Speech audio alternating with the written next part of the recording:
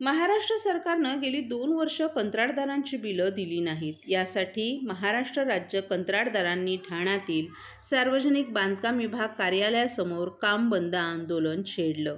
यावेळी महासंघाचे मुंबई, ठाणे, पालघर विभागीय अध्यक्ष मंगेश आवळे यांनी महाराष्ट्रातील कंत्राटदार गेली 2 वर्ष सरकारकडे राहिलेल्या बिलांची मागणी करत आहेत, परंतु सरकार जाणून बुजून त्याकडे दुर्लक्ष करत असल्याचं सांगितलं. आम्ही कंत्राटदारांच्या राष्ट्राच्या निर्मितीचं काम करत असतो. तन मन धन लावून काम करतो. गेल्या 1.5 वर्षांपासून आम्ही माजी मुख्यमंत्री एकनाथ शिंदे यांना विनंती करत होतो. आता आम्ही सध्याचे मुख्यमंत्री देवाभाऊ यांना विनंती करत आहोत. आम्हाला आमचा निधी उपलब्ध करून द्या. बाजूलाच PWDच्या इमारतीचं काम चालू आहे, त्यांना द्यायला तुमच्याकडे निधी आहे. लाडक्या बहिणींसाठी तुम्ही पैसे वर्ग केले, परंतु आम्हाला द्यायला नाहीत. त्यामुळे आम्ही आता आमची घरं, सोनं, नाणं गहाण ठेवून आमची घरं चालवत आहोत. हॉस्पिटल बांधणं, रस्ते बांधणं, ग्रामीण भागातील पूल बांधणं ही सरकारची कामच आम्ही करतोय. मग आमच्यासारख्या छोट्या कंत्राटदारांचे पैसे का थकवले जातात? शेतकऱ्यांच्या जशा आत्महत्या होतात तशा आता कंत्राटदारांच्या आत्महत्या होतात की काय अशी आम्हाला भीती वाटायला लागत असल्याचंही त्यांनी सांगितलं. आम्ही नवीन सरकारला पत्र दिली आहेत, विनंतीही केली आहे. याबाबत योग्य तो निर्णय घ्यावा. नाहीतर आमचे जे डंपर आहेत, रोडच्या ज्या मशिनरी आहेत, आमचे कामगार आहेत, या सर्वांना घेऊन आम्ही मंत्रालयाला घेराव घालू, असा इशाराच यावेळी मंगेश आवळे यांनी दिला. महाराष्ट्र राज्य कंत्राटदार महासंघाच्या वतीने कालपासून 5 तारखेपासून आम्ही राज्यव्यापी आंदोलनाचा इशारा दिलेला. आम्ही काम बंद आंदोलन सुरू केलेले आहे. त्या अनुषंगाने आम्ही आज ठाण्याचे अधीक्षक अभियंता यांना निवेदन द्यायला आलो होतो. आम्ही रितसर आंदोलन केलेलं आणि आम्ही त्यांना निवेदन दिलेलं आहे. ठाणे जिल्ह्यामध्ये हा जो अनुशेष भरून काढत असताना ठाणे जिल्ह्यामध्ये सार्वजनिक बांधकाम विभागामध्ये 2 जिल्हे येतात. एक पालघर जिल्हा पण येतो, जो नवीन निर्मित झालेला आहे तो. तर ह्या पालघर जिल्ह्याची लोकसंख्या, त्याचा अनुशेष आणि ठाणे जिल्ह्याची लोकसंख्या आणि त्याचा अनुशेष अशी दोघांची सांगड घालून सरकारने ते नियोजन करायला पाहिजे होतं. परंतु ठाणे जिल्ह्यामध्ये तसं काहीही झालेलं नाहीये. गेल्या 2 वर्षापासून आम्ही सतत बोंबलत आलेलो आहे की बाबा आम्हाला आमचा निधी जो आहे तो अपुरा आहे, आम्हाला निधी देण्यात यावा.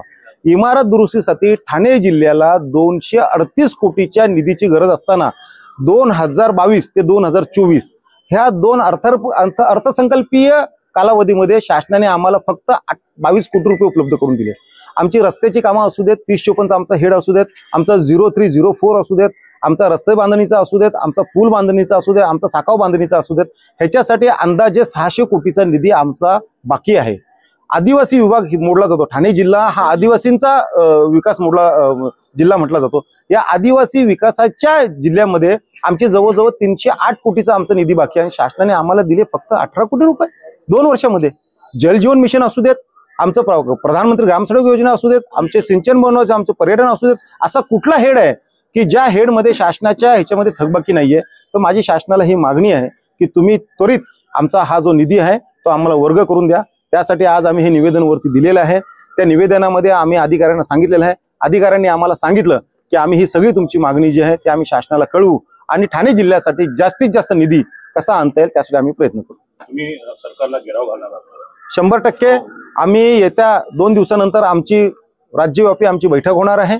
त्या बैठकीमध्ये जो निर्णय होईल त्या निर्णयानुसार आम्ही पुढची कारवाई आम्ही 100% करणार आहोत. महाराष्ट्रातील भगिनींना आधार देणारी राज्य शासनाची मुख्यमंत्री माझी लाडकी बहीण योजना.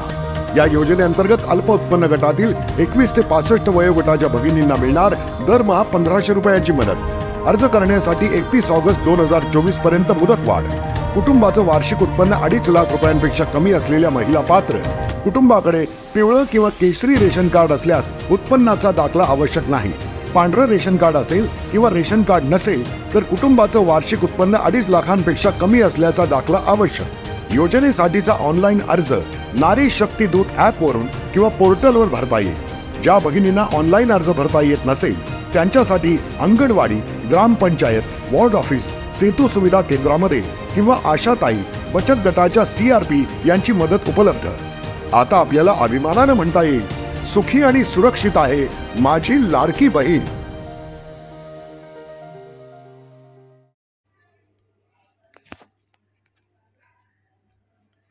तरुणांमध्ये अंमली पदार्थांचं व्यसन इतकं वाढलंय की ते नशेसाठी बंदी घातलेल्या औषधांचा वापर करत आहेत. जून 2023मध्ये केंद्र सरकारने एक अधिसूचना जारी करून अनेक कप सिरपच्या उत्पादनांवर आणि विक्रीवर पूर्णपणे बंदी घातली होती. मात्र असं असतानाही आजही अशा अनेक कंपन्या आहेत ज्या त्यांची विक्री करत आहेत. खोकला आणि सर्दी झाल्यास डॉक्टर सहसा कप सिरप घेण्याचा सल्ला देतात, परंतु ड्रग्ज कंट्रोलर जनरल ऑफ इंडियानं सुमारे 1 वर्षांपूर्वी 4 वर्षांपेक्षा कमी वयाच्या मुलांना कप सिरप देण्यावर बंदी घातली आहे. असं असतानाही ठाण्यात बंदी असलेले कप सिरप विकणाऱ्या टोळीचा पर्दाफाश झाला असून 5 आरोपींना अटक करण्यात आली आहे. ठाणे गुन्हे शाखेच्या पोलिसांनी ही कारवाई केली आहे. ठाणे जिल्ह्यातील पोलिसांनी 31.75 लाख रुपये किमतीच्या 2 प्रतिबंधित कप सिरपच्या बाटल्या अवैधरित्या बाळगल्याप्रकरणी 5 जणांना अटक केली आहे.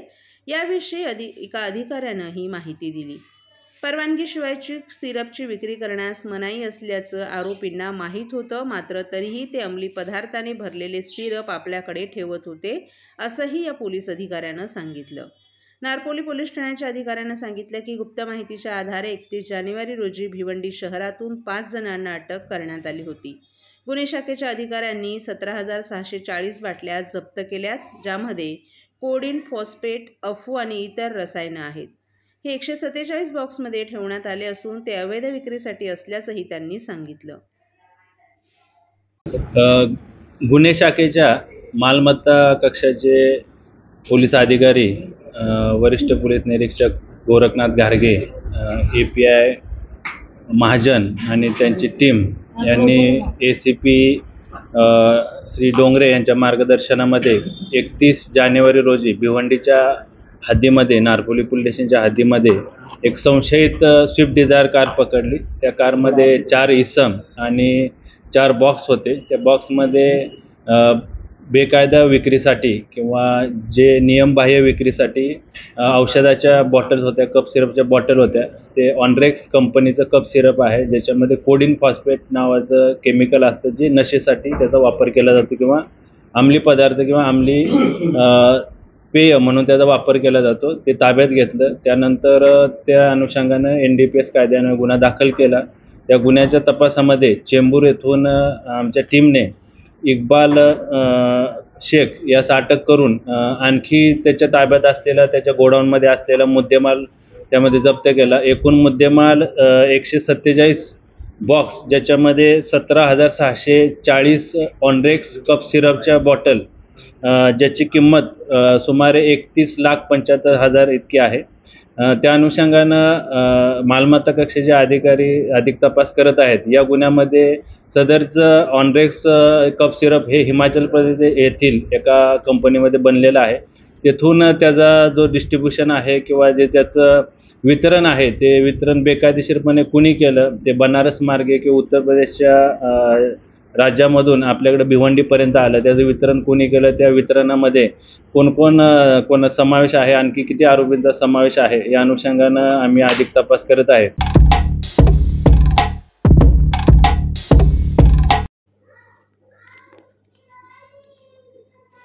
श्री कोपिनेश्वर सांस्कृतिक न्यासाच्या वतीनं मराठी नववर्षानिमित्त काढण्यात येणाऱ्या स्वागत यात्रेला मी ठाणेकर आणि ही माझी यात्रा अशी टॅगलाईन देण्यात आली आहे.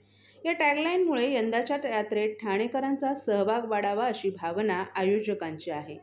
तसंच यंदाच्या यात्रेत लेझिम पथक आणि अहिल्यादेवी होळकर यांचा चरित्र रथ नागरिकांना पाहायला मिळणार आहे.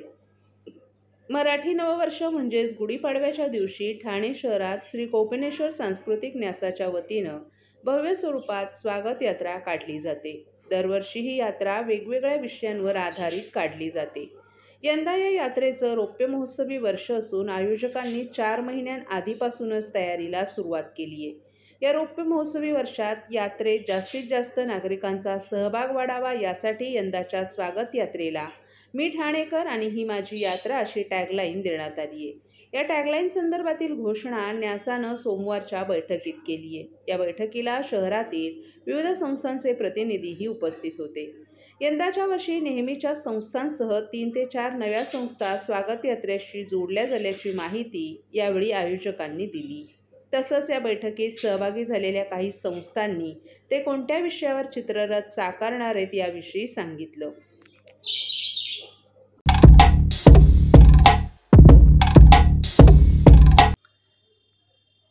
जनता दरबार कोणी कुठेही घेऊ शकतो. महायुतीच्या सर्व मंत्र्यांनी जिकडे पाहिजे तिकडे दरबार घ्यावा असं प्रतिपादन राज्याचे वनमंत्री गणेश नाईक यांनी ठाण्यात बोलताना केले.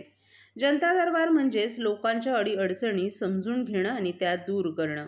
आपण एकनाथ शिंदे आणि अजित पवार यांना सांगितले की नवी मुंबईत जनता दरबार घ्या असंही नाईक यांनी सांगितलं. गणेश नाईक यांनी काल ठाण्यात येऊन माघी गणेशोत्सवाला भेट दिली. वंदे मातरम संघाच्या वतीनं आयोजित करण्यात आलेल्या बाप्पाचं दर्शन नाईक यांनी घेतलं. राज्याचा कुठलाही मंत्री कुठेही जनता दरबार घेऊ शकतो असं सांगत नाईक यांनी पुन्हा जनता दरबारावर भाष्य केलं. यावेळी आयोजक संदीप लेले, माजी नगरसेवक भरत चव्हाण आदीही उपस्थित होते.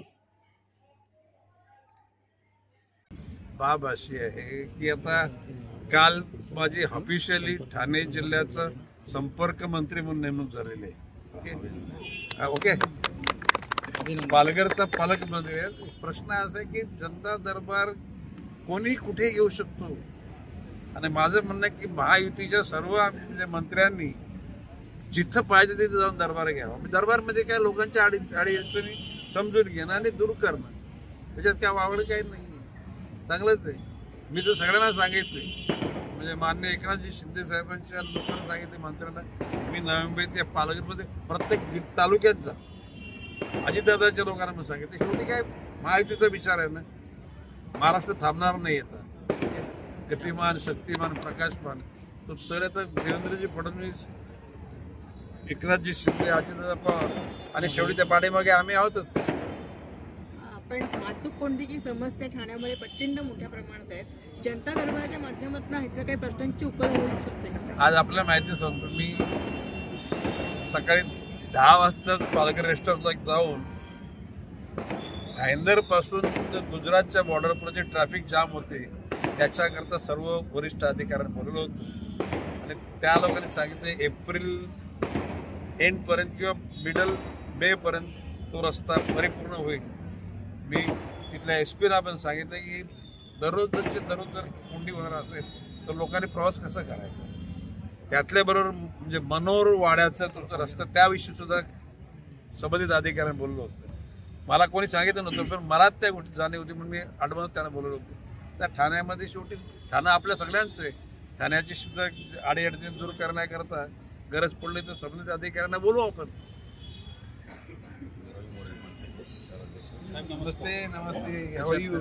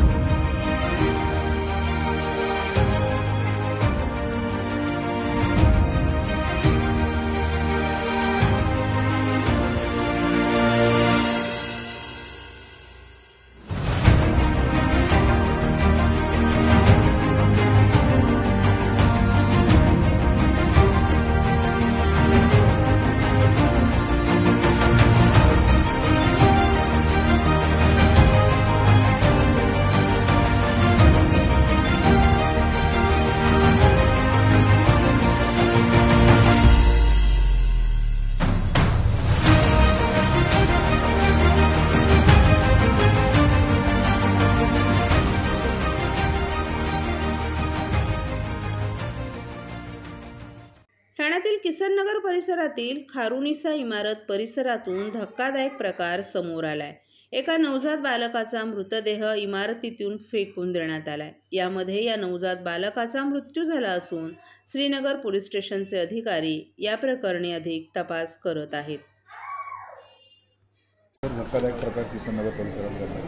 आज सकाळी जो पण घटना इथे घडली आहे, बिल्डिंग खैरुनिसा बिल्डिंग आणि पंचजन्य बिल्डिंगच्या मध्ये गल्लीतले एका पहिल्या मजल्यावरच्या बॉक्सगिरीच्या पत्र्यावरती एक नवजात शिशु आम्हाला पाहायला भेटलं आणि त्यानंतर जे पण प्रक्रिया पोलीस कर्मचाऱ्यांनी आणि आमच्या इकडच्या नगरसेवकांनी केले आहे आता हा जो इंटरव्ह्यू त्यांनी घेतलेला आहे तर ते आम्ही एवढंच सांगायला इच्छितो की इथे पूर्ण एकदम घाबरल्यासारखं सगळ्यांचं इथे वातावरण झालेलं आहे.